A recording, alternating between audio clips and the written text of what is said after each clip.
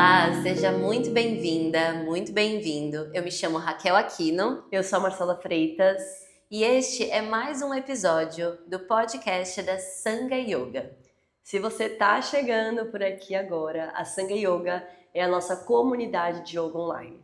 Lá você encontra 5 aulas ao vivo por semana e dentro do aplicativo mais de 100 conteúdos gravados. Dentre eles, práticas de yoga, meditações guiadas, exercícios respiratórios, filosofia e o nosso podcast. Então cá estamos nós hoje para compartilhar com vocês mais um episódio com o tema Índia!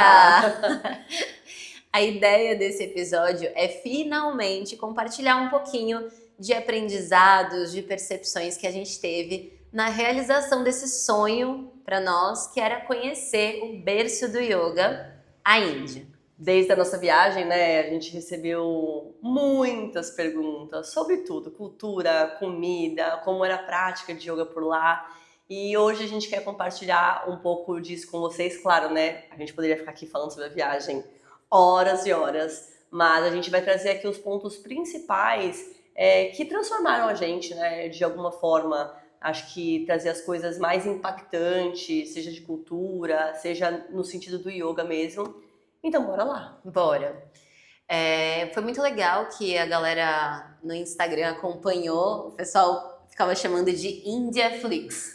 O pessoal acordava no café da manhã e falava, vamos ver o que as meninas aprontaram, né? Todo mundo seguindo ali as 3 que foram pra Índia para acompanhar a vivência de cada uma, os registros de cada uma.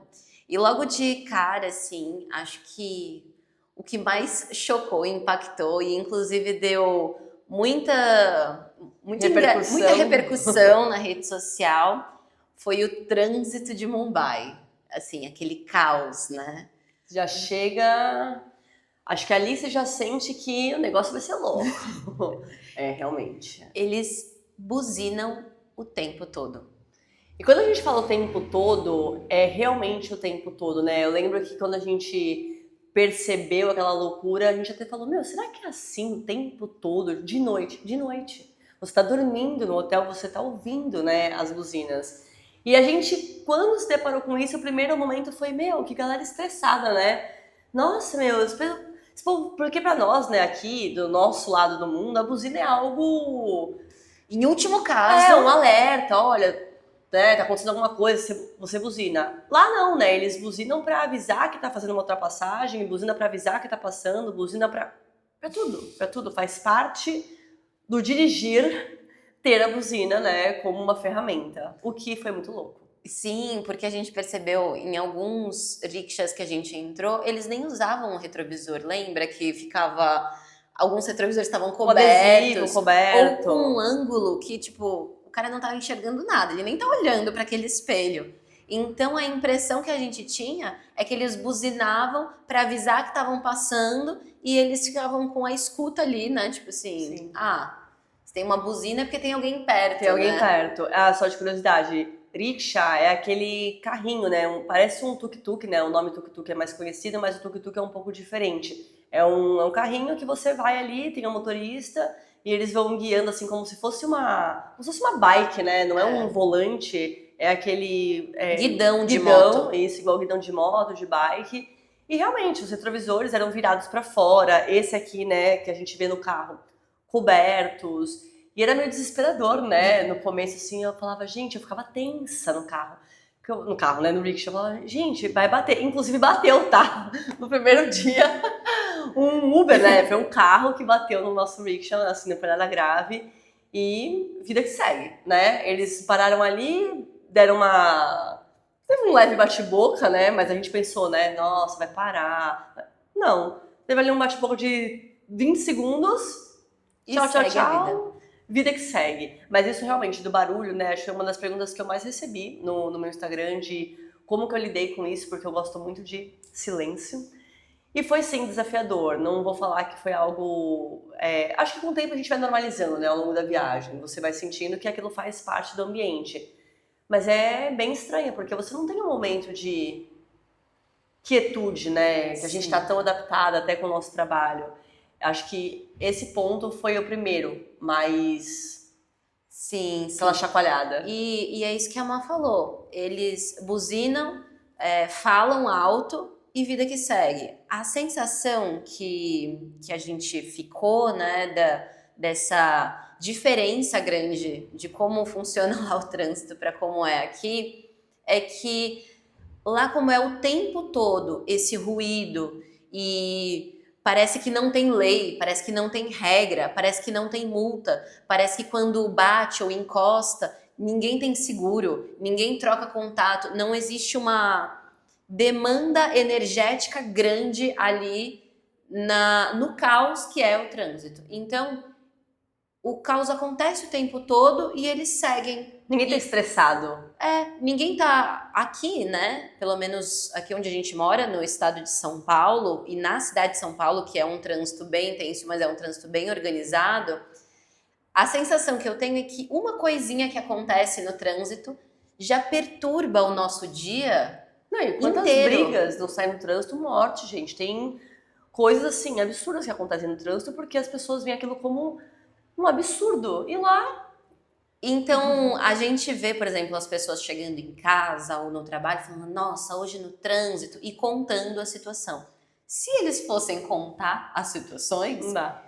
eles só iam falar Só de eu trânsito. falar de trânsito. Então, como é natural para eles, como é normal, eles já nem se estressam. O que levou a gente a uma reflexão, né?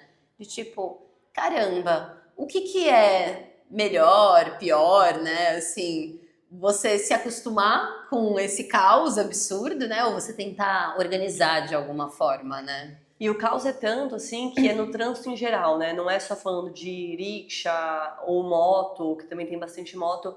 Os pedestres também, né? Não existe um parou no sinal vermelho, carro, agora os pedestres atravessam. Não existe isso. E eu lembro o primeiro momento que eu e a Kel fomos atravessar a rua. Se dependesse da gente, a gente não ia nunca, eu acho. Porque é um medo que surge, né? Aqui a gente não vai atravessar na frente de um carro, né? E lá eles simplesmente colocam o braço assim, quase que encostando no carro que tá vindo e vai. E assim, é muito absurdo. E falando, não dá pra gente colocar o tão absurdo que é de verdade, porque é umas finas que eles tiram das pessoas, das motos, e ninguém se xinga, e tá tudo bem. Foi muito potente a reflexão que a gente teve, né, durante a viagem toda, falando, gente, como pode isso ser normal? Isso ser normal. Mas é um comportamento cultural, né? Sim. E assim, claro que tem cidades da Índia que a gente viu isso de uma forma mais intensa. Por exemplo, Mumbai, né, que é um grande polo, como se fosse São Paulo, assim, empresas, prédios. Mas também nas cidades menores, né, com menos pessoas, ainda assim tinha esse caos. E aí, mais pro fim da viagem, a gente já tava Indian Style, atravessando, coloca o braço e vai. Mas aí aqui a gente teve que mudar a chave de novo, porque senão aqui ia ser atropelado. Sim, e a gente chegou em Mumbai, né? Foi a primeira cidade que a gente conheceu. E esse primeiro choque que leva a essa reflexão de, tá, aqui o que é normal para eles vai ser muito fora da nossa normalidade. O que é normal pra gente, não dá pra gente impor. Não dá pra gente impor que os carros parem pra gente atravessar. A gente vai ter que se abrir, se adaptar, né, vivenciar de uma forma diferente os dias ali. Então, é uma portinha de entrada mesmo para o tanto de vivências diferentes que a gente ia ter mesmo na viagem. E é engraçado que a gente vai aqui falando e vai resgatando memórias. E eu me recordei agora de algo que a gente percebeu, né, lá. Todos os motoristas, independente se é carro, se é rickshaw, eles todos usam fone de ouvido e vão conversando. Não sabemos com quem. Até a gente ficou brincando, né? Meu, será que eles têm um outro trabalho de telemarketing e eles estão aqui atendendo alguém? Porque não é possível. E não era assim, um ou outro. Os rickshaws, né, principalmente, eram todos. Então eles estavam dirigindo, levando a gente ali atrás num veículo que é super frágil, né? Não tem porta, é aberto. sem retrovisor lateral, sem o retrovisor daqui de dentro, buzinando e conversando com alguém no fone. E aí depois eu até ia pesquisar, eu acho que eu não pesquisei, porque eu não me lembro dessa informação, se realmente eles conversam entre eles, sabe, pra falar do trânsito, porque não faria sentido todos eles estarem no telefone. E aí aquilo deixava a gente mais apreensiva, porque aqui, né, a gente tem essa lei de que você não pode dirigir mexendo no celular, você não pode dirigir falando no celular. O som às vezes já atrapalha, né? Não tem isso que, vou fazer baliza, vou tirar o som, né? Que eu vou me concentrar. Então isso foi algo que trouxe uma tensão. Mas aí você entende que você não controla. E aí ou você larga o controle, ou você vai passar a sua viagem inteira em momentos tensos. Sim. Então é isso, é um caos que é muito diferente pra gente, mas é um caos que funciona. Organizado. As pessoas chegam onde elas devem chegar, as pessoas vivem, enfim, dá certo. Dá certo, é o tal do caos organizado, que não é organizado, mas funciona, vai. O caos que funciona. E aí é isso que a Má falou, né? Você percebe como a gente tem necessidade de controlar, de entender, de ter regras, né? E às vezes quando não tem, também dá certo. Também então, funciona.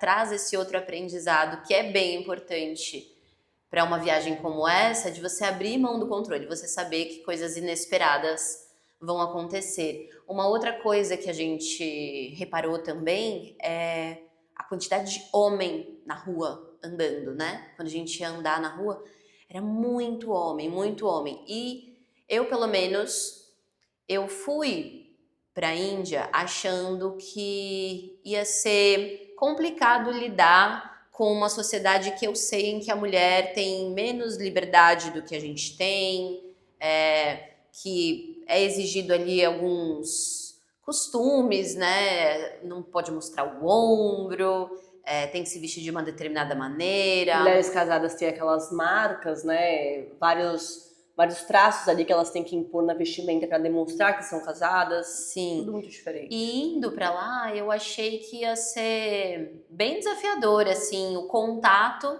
com pessoas que têm essa moralidade tão diferente da minha, né?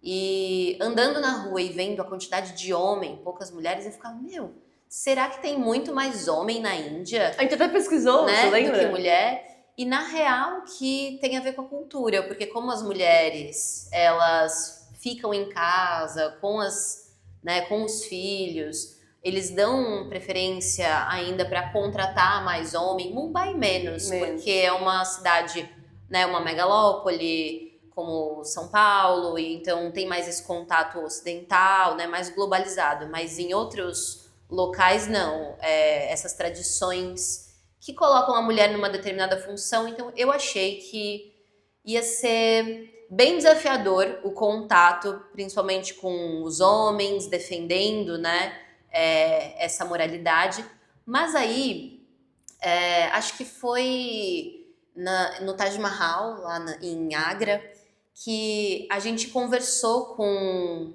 um hindu e também conversamos com um muçulmano e percebemos como eles não conseguiam entender a nossa realidade.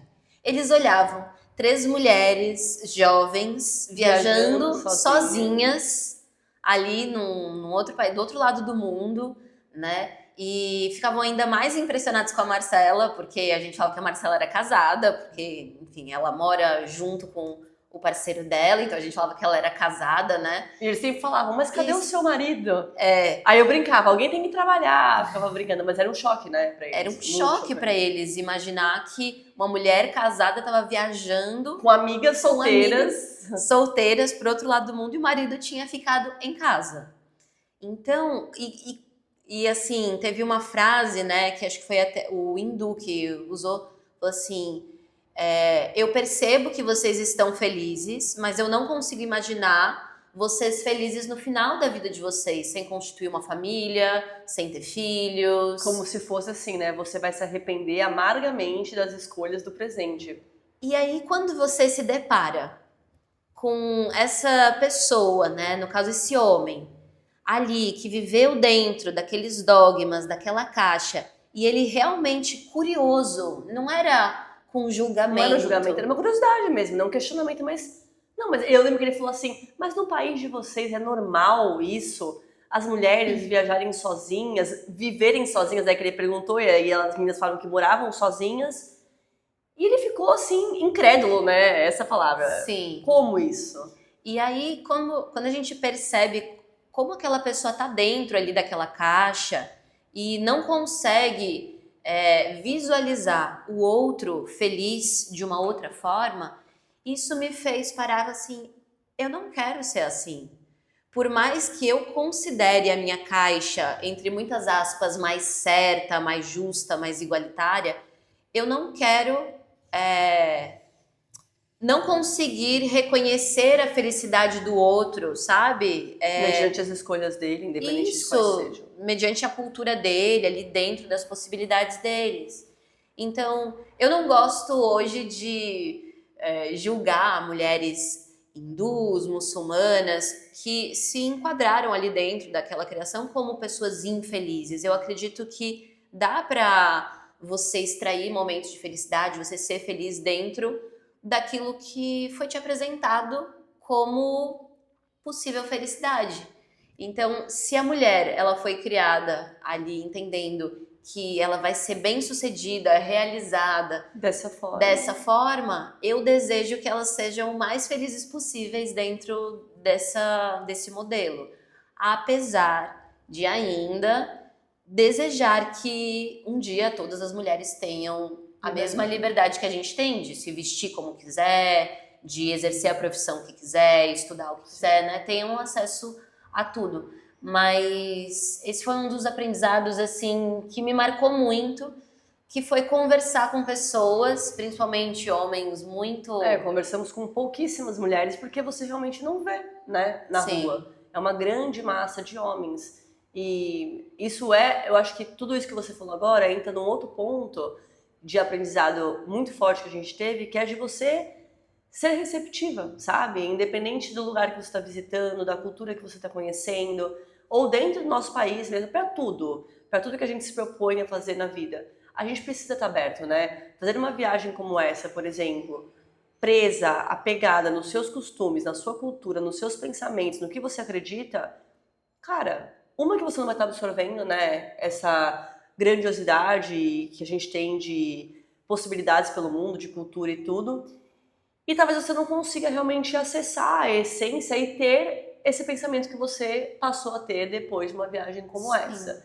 Eu acho que estar receptivo foi pra tudo, né, na Índia. Tudo era diferente. Acho que não teve nada que a gente falou assim, seguimos aqui a vida como se fosse no Brasil. É a comida, são os horários, são o fuso, né, as pessoas, o idioma, tudo, o trânsito, as roupas, a forma que você não vai colocar ali a roupa que você quer e você vai sair. Teoricamente você pode fazer isso porque você é uma turista, sim, mas você não quer, a gente não queria, no caso, sentir que estava desrespeitando um lugar que a gente está ali visitando, né, que não é nosso. Então, tudo isso, né, traz muito pensamento. E o que eu mais falo depois da viagem, né, muita gente veio perguntar como é que foi. E a frase que eu mais falei desde que eu voltei da Índia é, cara, é incrível, eu quero voltar, eu vou voltar, mas definitivamente não é uma viagem para todo mundo.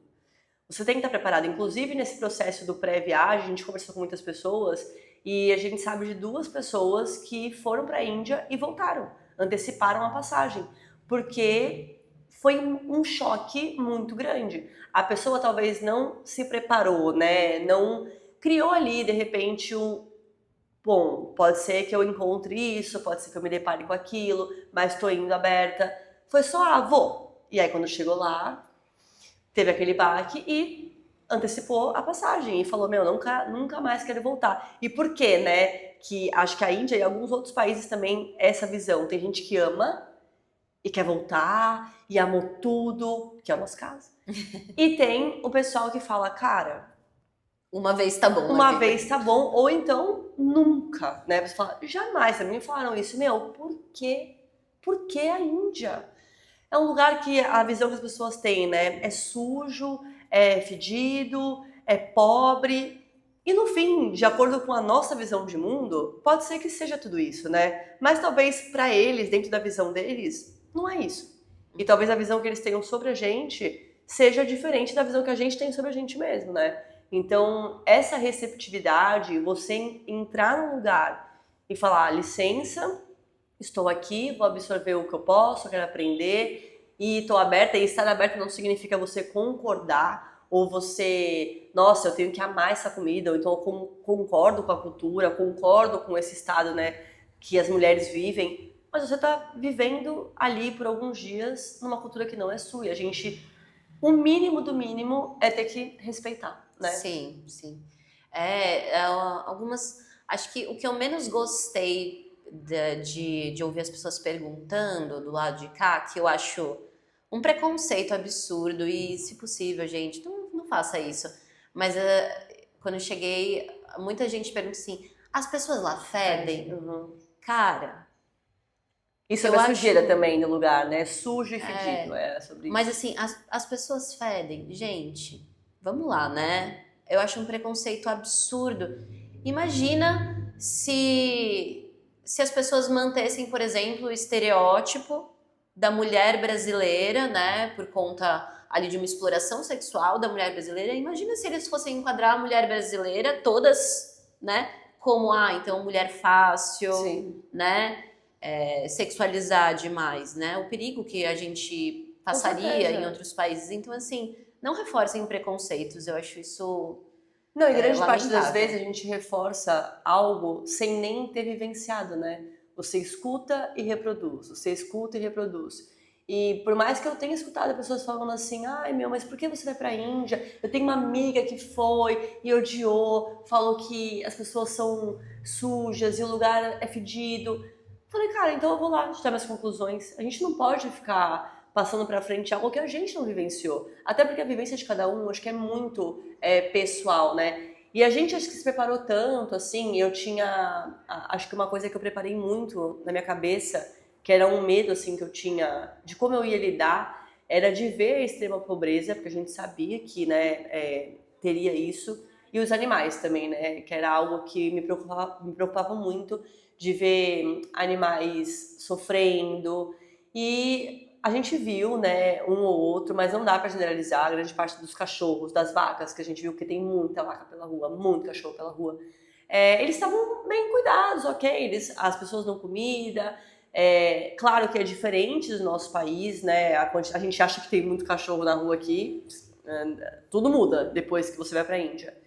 Mas isso me trouxe uma preparação porque eu tinha medo de ficar deprê na viagem pela situação. Porque no fim é uma situação que a gente não pode mudar, né?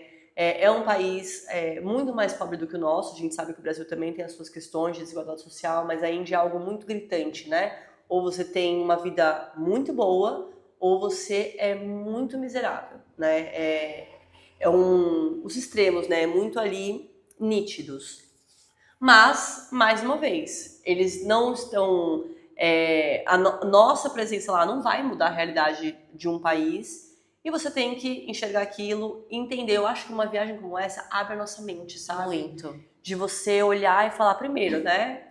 Não vivo minha bolha, tem muita coisa além dela, de cultura, de costumes e tal. E você passa também, acho que, ver a sua realidade de uma outra forma, né? Eu percebo muito isso em mim. Você vê o seu país de uma outra forma, as pessoas de uma outra forma. De transformação, que você falou do contato ali com pessoas, com homens, voltando nisso, que veio aqui na minha cabeça agora, isso foi uma coisa muito positiva, né? Algo que talvez a gente não estivesse esperando de forma positiva. De como vai ser lidar mulheres sozinhas num país como esse. E a realidade é que a gente não teve nenhuma situação. A gente se sentiu mais seguras andando, nós três, lá na Índia, do que em muitos lugares aqui no Brasil. Com certeza. Porque o olhar do brasileiro, ele é muito sexualizado, Sim. né?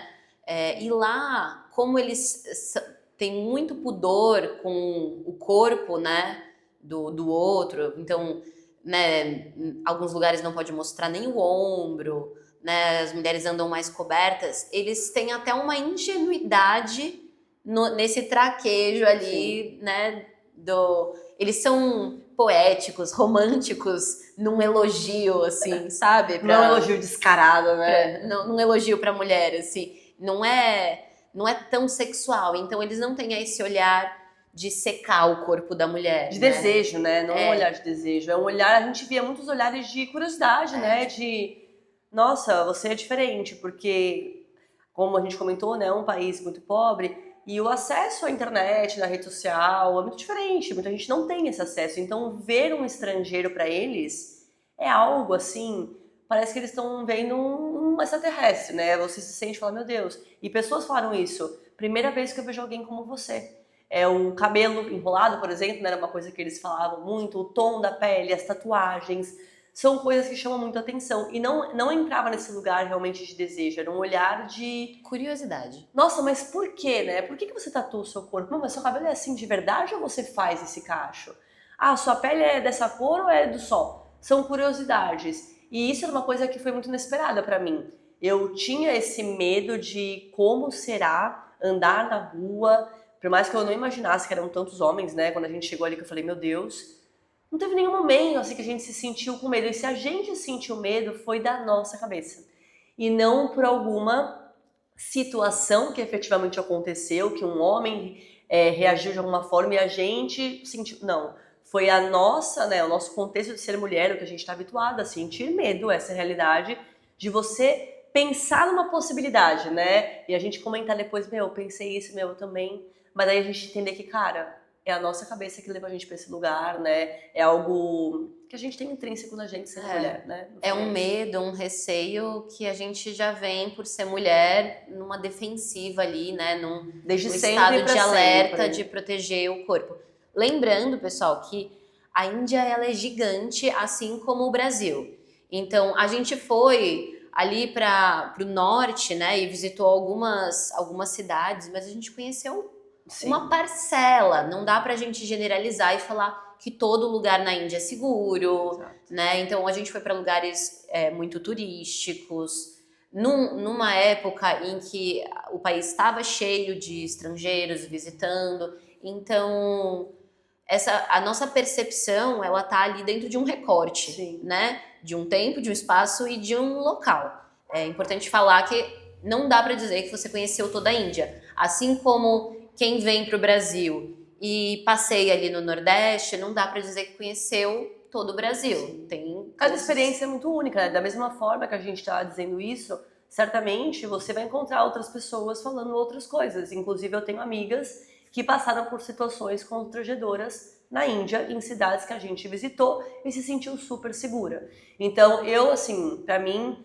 principalmente sendo mulher, qualquer lugar que você vá, no seu país, fora do seu país, não importa.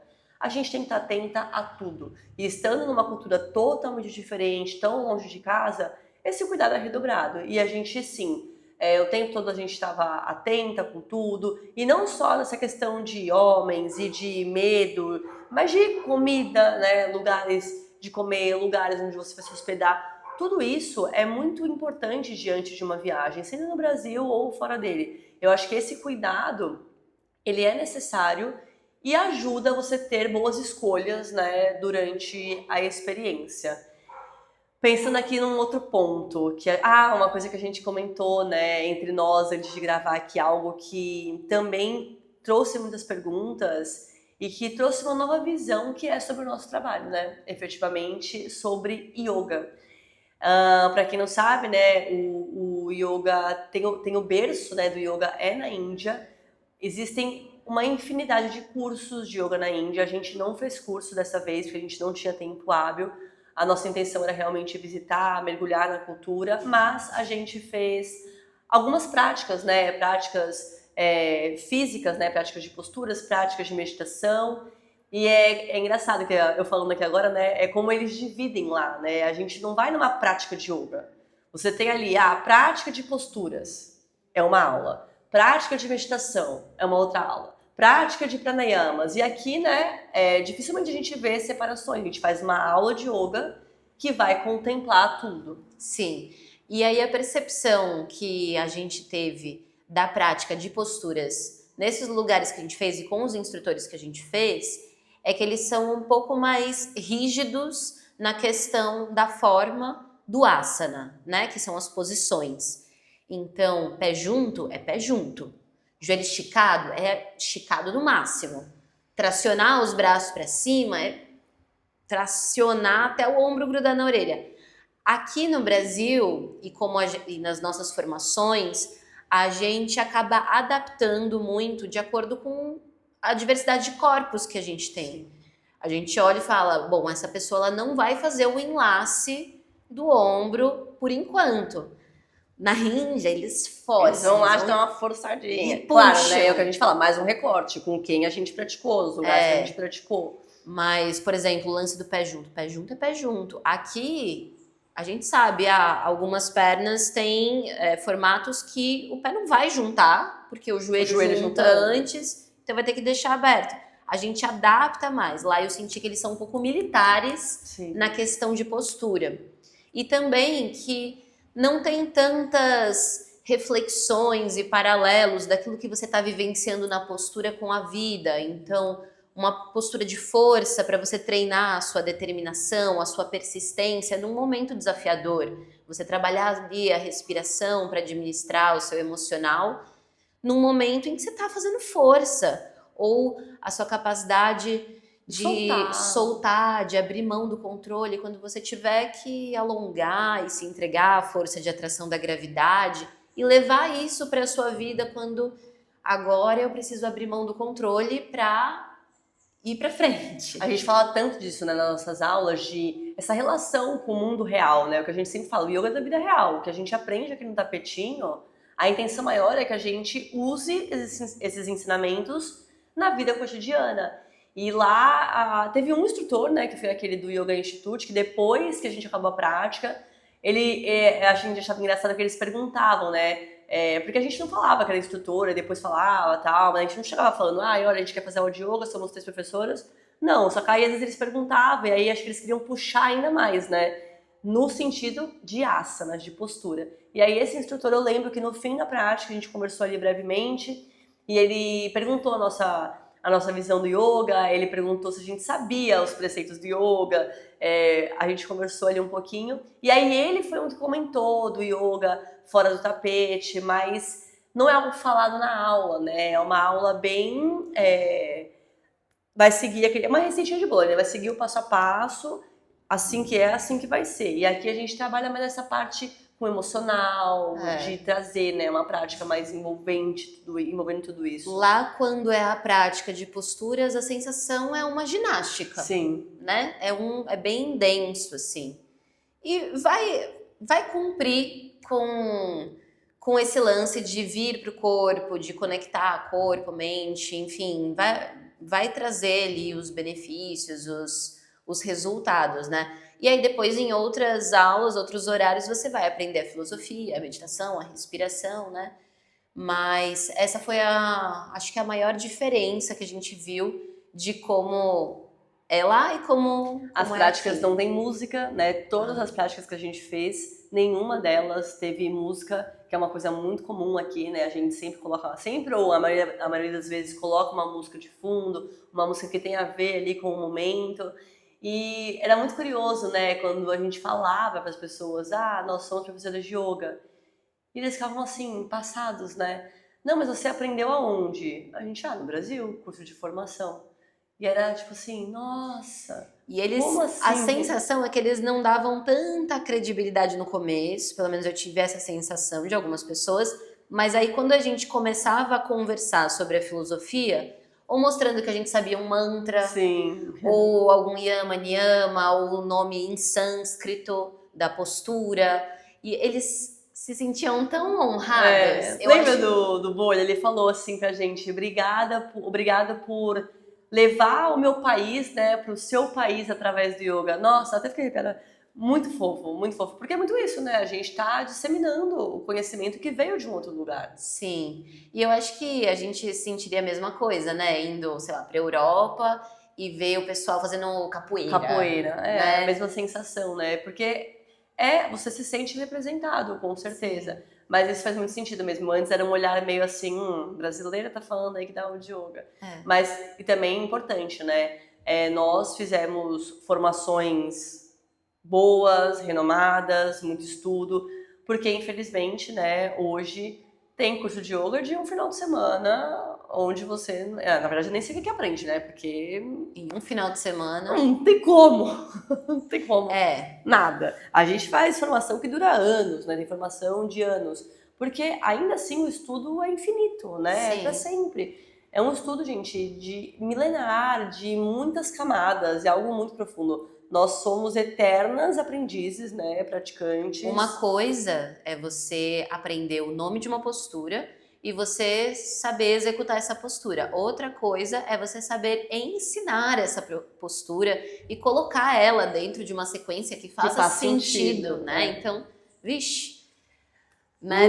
Muita coisa para estudar, aprender. Mas eles realmente viam que era um trabalho sério, sabe, da nossa parte, e que a gente estava realmente ali querendo aprender. E foi até curioso que num dos passeios, né, que a gente fez, o tour que a gente fez dentro do festival, a gente foi no festival, o maior festival religioso do planeta, e o nosso guia, meu, ele era incrível. E eu lembro que ele percebeu que a gente queria entender mesmo. E aí ele se empolgou muito, né? E foi falando de muitas coisas, ele era super, assim, imerso na cultura, sobre os deuses, levou a gente em vários templos e falava, explicando. E aí quando ele via que a gente sabia coisas, né, ele ficava, nossa, que demais, vocês sabem isso. Então foi muito legal, né, ter essa troca mesmo. E mais uma vez, é sobre ir receptivo. Se você vai com os seus ensinamentos daqui, pensando que, o que ele tá me falando, sabe? Se você, qualquer lugar que você vai com o seu copinho lá cheio, você não vai adquirir conhecimento, né? A gente precisa esvaziar o que a gente sabe, ou o que a gente acha que sabe, para poder assimilar novas coisas, Sim. novos contatos. E era engraçado que às vezes, mesmo quando a gente não estava dentro de uma prática de yoga, quando a gente estava no dia a dia andando de rickshaw, a gente ia reconhecendo, né, um pouco do yoga dentro das pessoas, mesmo que elas não estivessem praticando. Parece que é intrínseco, né? Isso, nossa, me arrepia tanto. Assim, a gente vê, sei lá, um rickshaw com o pé apoiado em Padma, né, que é uma postura assim, dirigindo com um dos pés em Padma, assim, que é uma postura em que a gente coloca, né, para quem não tiver com o vídeo aí, mas uma postura que a gente coloca o peito do pé em cima da coxa numa abertura intensa de quadril, numa mobilidade intensa de joelho. E ele dirigindo lá o dia inteiro, né, naquela postura ali de enlace. E é isso de buzinou, teve um pequeno estresse ali no trânsito, mas já passou e isso já é digerido rapidamente e eles não guardam e não deixam aquilo ficar ali remoendo, né? Ou entupindo o corpo energético deles, simplesmente deixa passar. E conversando com o casal que recebeu a gente em Mumbai, falando um pouco da história da Índia, das invasões, como é um povo extremamente pacífico, né? Eles foram invadidos por diversas culturas e eles se mantêm pacíficos, assim. E eu até perguntei pro Venkat, que foi o senhor que recebeu a gente em Mumbai. Aqui no Brasil a gente acabou perdendo muito dos nossos ancestrais, né? Dos nossos povos originários. E lá na Índia eles conseguiram manter muito, mesmo com tantas invasões, né? Mesmo sendo colonizados por um país tão forte como a Inglaterra, e eu perguntei, Venkat, como é que é isso? Como é que se manteve tão forte assim a cultura? E ele falou, tendo filhos, muitos filhos. Que aí eles vão mantendo e o conhecimento secreto que eles passam, né, de pai para filho homem. E a gente teve o privilégio, né, dele passar um conhecimento que é passado só de pai para filho homem e o Venkat passou pra gente. Demais. Ele passou pra gente ali o significado, né, de um mantra bem importante, assim, e ele falou que ele passou depois pras filhas mulheres dele e tal. Eles eram muito diferenciados, assim, né, muito cultos. Mente aberta e cultos, estudiosos, intelectuais. Nossa, foi uma super experiência a gente poder ter essa aproximação mesmo, né, de um casal de 80 e poucos anos que vivem lá, mas eles são super... pra frente, né? Eles viajam todo ano pra fora do Brasil. Brasil não, Índia. para fora do Brasil, para fora da Índia. Os filhos moram nos Estados Unidos e eles vão visitar, e eles conhecem vários lugares do mundo. E você vê como mesmo diante de uma cultura assim que tem um pensamento mais fechado, conservador, eles eram outra vibe. E mesmo tendo 87 anos, eu acho, e ele 84, sei lá, foi incrível, foi uma experiência incrível. Bom, foi uma viagem assim, né, que a gente poderia ficar falando aqui para todo sempre. Foi muito gostoso, inclusive, falar, recordar. E aí eu queria te perguntar, qual que foi o seu lugar favorito da viagem inteira? A gente visitou, já nem sei mais, gente, 6 cidades? Mumbai, Agra, Varanasi, Rishikesh, Jaisalmer e Praia Grande, que foi e uma Praia Grande. novela. 6 cidades, minha memória tá boa. Isso, 6 cidades. O que você mais gostou da viagem? O que mais, assim... Tirando a comida, gente, que a Raquel, ó, voltou com o estômago indiano. Foi. Eu gostei muito da comida, me dei super bem com a comida, porém, o que eu mais gostei da viagem foi o contato e a conversa com pessoas tão diferentes, né? Acho que esse choque cultural mesmo da conversa com as pessoas, com os locais, né? Acho que foi o que mais trouxe aprendizado. O local que eu mais gostei, Varanasi. Quem segue aqui no Instagram já tá cansado de saber disso. Foi o lugar que eu mais gostei e acho que foi um dos lugares, assim, tirando o festival, que foi bem desafiador, eu acho que é o local mais desafiador porque é a Índia que todo brasileiro espera, Varanasi. Varanasi é a cidade mais antiga e sagrada para eles. E para eles é muito auspicioso você morrer em Varanasi ou você ter o seu corpo cremado em Varanasi, a cerimônia ali de fim de vida em Varanasi. Então é um caos, porque é uma cidade que parece uma cidade medieval, que parou no tempo. Então você se sente realmente numa outra época.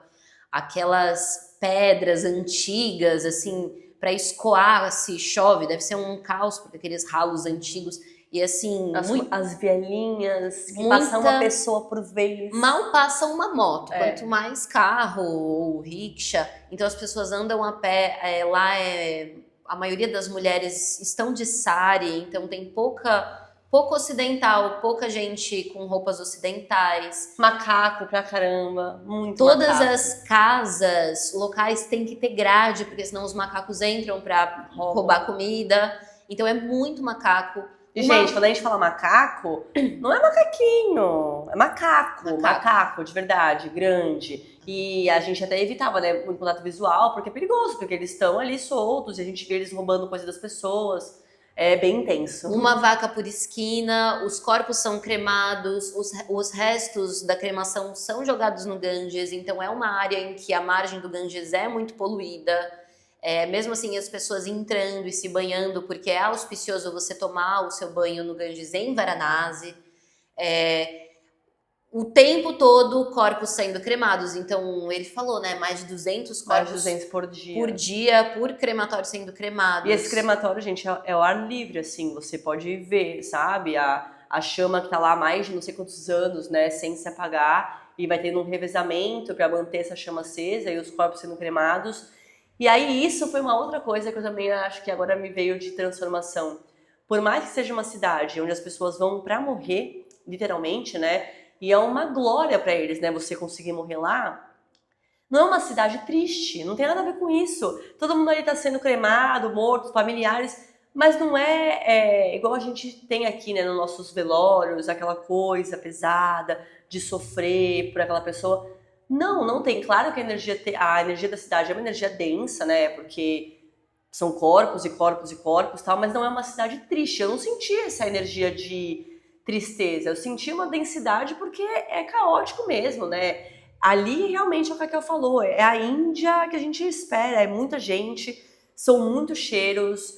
Tem essa questão do crematório, tem o Ganges com restos, né? Que não foram queimados. Mas realmente, eu não senti essa vibe de tristeza. Não. Varanasi é o puro suco da Índia. Assim, essência da Índia ali. É a Índia que o brasileiro espera, imagina, tem medo. E e você tem que ir pra lá. Assim, você vai e aí você fala, ok. É uma experiência peculiar e única. Essa é a Índia. É isso. Então foi o lugar que eu mais gostei e o melhor chai. Melhor É verdade, chai o melhor chai que a gente tomou foi Foi em realmente Varanasi. foi em Varanasi. E você, Má? Nossa, eu não fico pensando aqui, eu não sei responder. É tão maluco, porque ontem eu comecei a ver uns destaques, inclusive, né, quem tá descobrindo aqui da nossa viagem agora, nos nossos perfis do Instagram, a gente salvou os destaques da viagem, então tem tudo lá. Tudo que a gente, né, filmou e mostrou. Mas eu fico pensando, vendo ontem ali os destaques, até agora parece que não é verdade. Eu tenho uma sensação de que assim, eu fui na Índia. Porque era tanto tempo da minha vida falando, um dia eu vou na Índia, um dia eu vou na Índia, que aí eu fui pra Índia. E agora eu penso, cara, que loucura! A gente foi juntas, isso é muito louco. Mas eu acho que cada lugar teve a sua, né, o seu ponto ali, Varanasi, né, como você comentou, algo muito peculiar, muito intenso. Mas assim, eu não sei. Por exemplo, o festival, que foi numa cidade chamada Praia Grande, a gente foi num festival chamado Kumbh Mela, que é esse festival sagrado. Aquilo foi muito intenso, eu acho, pra mim. Por mais que a gente soubesse... Quantas pessoas mesmo era... Nossa, Má. Nossa, agora me fugiu.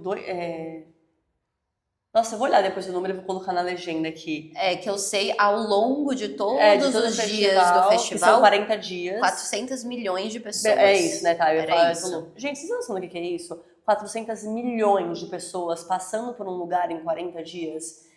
É muito absurdo. A gente foi já mais pro fim do festival, ainda estava extremamente lotado. E ali a gente entendeu que não era viável andar sozinha ali, por ser estrangeira, por ser mulher, por essa questão de chamar atenção pela nossa fisionomia, as pessoas pedem foto o tempo todo. É um negócio muito louco. Mas ali me impactou muito porque acho que foi ali que eu consegui realizar como a questão da religião, né, é muito forte dentro da Índia. As pessoas vão a pé para essa cidade, atravessam o estado com a roupa do corpo para poder se banhar naquele rio, naquele festival, porque eles acreditam que aquele banho, naquele momento, vai ter a salvação mesmo da alma, sabe? Vai limpar os karmas. E aquilo é tão diferente da gente, né? Isso, como eles têm a religião, assim, como realmente o centro da vida. E aí a vida vai acontecendo conforme naqueles ensinamentos, naqueles princípios. E aquilo foi muito chocante pra mim, assim. Eu gostei muito de poder vivenciar isso, porque esse festival específico, essa edição que a gente foi, só acontece a cada 12 anos. Não, a que a gente foi... É que assim, tem várias edições, né? Tem edições menores que acontecem a cada 12 anos, mas a que a gente foi, que é o Maha Kumbh Mela, nossa, me fugiu. A cada 144 anos. Assim... 144 anos é esse alinhamento planetário junto com o festival. Uhum. E é muito maluco pensar que, assim, só daqui a 144 anos vai ter outra edição daquela. Então eu gostei muito de saber que eu pude fazer parte disso.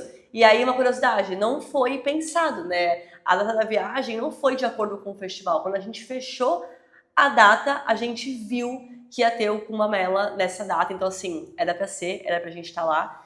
Mas um lugar também dois lugares, esse foi assim, que eu gostei de experienciar. Mas que eu gostei, assim, muito da vibe e tal, Rishikesh. Rishikesh é a terra do yoga, então tem... Nossa, infinitas, né? Escolas de yoga, lugares de prática, curso. É uma cidade mais no alto da montanha. Mas é uma vibe meio jovem, né? A galera é mais... Não, nem parece que é a Índia de Varanasi, né? São dois lugares completamente diferentes. Mas é mais gourmetizado, né? É tipo Gramado, vai. Se uma pessoa... Eu nunca fui Gramado. Eu também não. Mas se uma pessoa vem pro Brasil e vai pra Gramado... Eu acho que é mais São Tomé das Letras.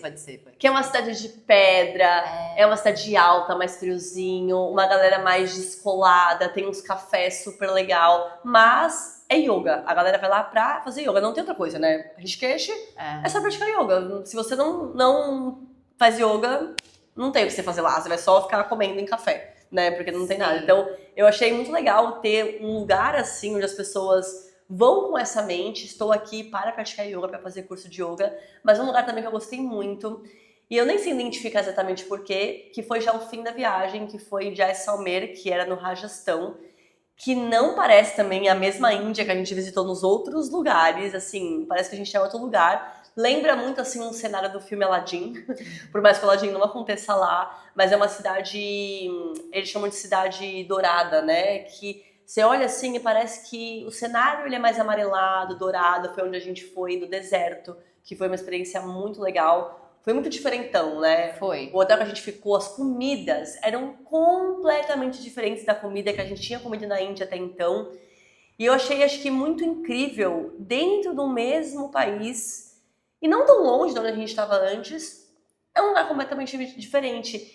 E por mais que a gente tenha esse choque da diferença, isso também é no Brasil, né? Sim. Se você viaja, sei lá, você mora aqui em Santos, onde a gente está, e você vai viajar para o, sei lá, interior do Maranhão. Sim. Outro país. Outro país. É tudo muito diferente. E eu acho isso incrível, como cada lugar é muito peculiar. Mas é muito difícil para mim escolher um lugar só. Eu acho que o contexto e o cronograma que a gente desenvolveu na Foi viagem muito legal. foi excelente. Então, quando alguém pergunta assim, mas você voltaria para a Índia? Sim, com certeza voltaremos, né? Não só no plano mental aqui, que a gente quer voltar, a gente vai voltar fisicamente. E eu acho que uma grande recomendação é, se você tem vontade, por algum motivo, né, mesmo que você não pratique yoga, vá. Porque eu achei interessantíssimo muitas pessoas me mandarem mensagem falando assim, nossa, Má, eu tinha uma vontade de visitar e vendo o jeito que vocês compartilharam, me deu mais vontade. Me deu mais vontade, ou então ao contrário, um país que eu nunca pensei em visitar. E, cara, fui muito surpreendida positivamente com o que vocês falaram e agora eu quero conhecer. Então, cara, o mundo é muito grande, né? A gente tem mais que conhecer, expandir a nossa mente, expandir os horizontes, os conhecimentos. Então, viagem. E eu acho que também o que ficou muito, assim, pra mim de aprendizado é que a gente é muito resultado do meio que a gente habita, o meio que a gente cresce e a gente é muito resultado da nossa história, né? A gente falou muito sobre isso, né? Então assim, lá é como é por conta da história que eles tiveram, né? Eles só tomam chá porque eles foram colonizados pela Inglaterra, sim, né? Talvez se a gente tivesse sido colonizado pela Inglaterra, a gente tomaria chai, mas a gente exportou café, então a gente bebe café. Então, a gente é muito resultado do meio em tudo que a é gente história, está. né? Tudo é história. Sim. E a nossa história, ela tá sendo escrita agora. Então, assim, nós somos o resultado das escolhas que a gente faz diariamente, né? Com quem a gente quer conviver, fazendo o que a gente quer, né? Então, o que a gente faz... Lendo sobre o que, aprendendo. Exato. Então, tudo isso vai compor aquilo que você quer ser, né? Aquilo que quem você quer ser. E saber também que quem você é hoje é resultado das experiências que você teve, da educação que você teve, mas se você leva consciência para isso, você pode escolher.